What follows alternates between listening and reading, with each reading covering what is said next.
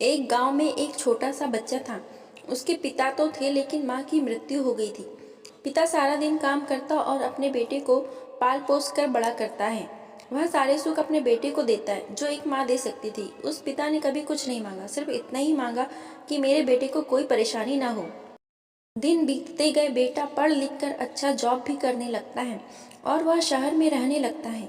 कुछ दिन बाद वह अपने पिता से मिलने आता है और कहता है, पापा मुझे कुछ पैसों की ज़रूरत है। मैं चाहता हूँ कि शहर में ही ज़मीन लेकर अपना घर बना लूँ। पिता इस बात को सुनकर बहुत खुश होते, सोचते हैं कि मेरा बेटा है, एक न एक दिन नाम करेगा।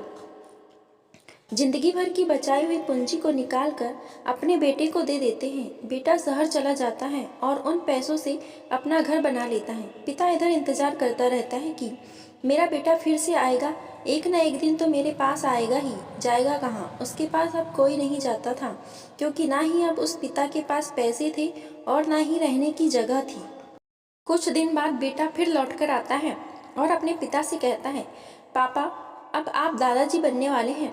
पिता को बहुत खुशी होती है इस बात को सुनकर। वह कहते हैं, तू मुझे मेरी बहू और पोता से कब मिलाएगा? बेटा कहता है, बस पापा थोड़े दिन और। पापा मुझे कुछ पैसों की ज़रूरत है, क्योंकि आजकल थोड़ा जॉब में खींचबाज हो रहा है, जिसके कारण से मुझे कुछ दिन के लिए सस्पेंड कर दिया गया है। के पास कुछ नहीं रहता है देने के लिए, लेकिन फिर भी कहता है, अच्छा बेटा तू रुक, मैं अभी आया कुछ पैसों का बंदोबस्त करके। पिता बाद में महाजन से कुछ पैसे उधार लेकर अपने बेटे को दे देता है और बेटा पैसे लेकर शहर चला जाता है। बरसों गुजर जाते हैं। पिता सोचते हैं कि मैं तो अब दादाजी बन गया हूँगा, मेरा बेटा पता नहीं मेरे नाती को लेकर कब आएगा। फिर सोचने लगते हैं, समय नहीं मिलता होगा, इसलिए मेरा बेटा अभी तक आया नहीं, वरना आया जरूर होता। तब तक महाजन 2-3 आदमी को लेकर उस पिता के घर पर आता है और कहता है कि आपके वादे के मुताबिक मैं पूरे 3 महीने बाद आया हूँ अपने पैसे ले जाने।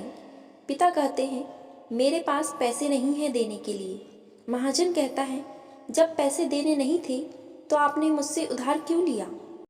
तभी पिता कहते हैं, ठीक है रुको, मैं तुम्हारे लिए पैसों का बंदोबस्त करके आता हूँ। और वहाँ के नज़दीकी अस्पताल में चले जाते हैं। वहाँ जाकर अपना ब्लड डोनेट करते हैं और अपनी एक किडनी बेच देते हैं और उस महाजन का कर्ज छुटा कर देते हैं। किडनी बेचने के बाद उनकी स्थिति और भी खराब हो जाती है और वह उस राह में जी रहे होते हैं कि मेरा बेटा एक दिन ज़रूर आएगा। इस आस में जीते जीते एक दिन पिता की मृत्यु हो जाती है, परंतु उस बेटे को अपने पिता को आँख देना भी नसीब नहीं हुआ। दोस्तों, एक पिता की दर्द भरी कहानी हिंदी कहानी को पढ़ने के लिए धन्यवाद। आपको ये कहानी कैसी लगी नीचे कमेंट करके हमें ज़रूर बताइएगा। अगर आपको ये कहानी पसंद आई हो तो अपने दोस्तों के साथ ज़रूर शेयर करें और ऐसे ही प्यारी कहानियाँ सुनने के लिए हमारे YouTube चैनल से जुड़ें। धन्यवाद।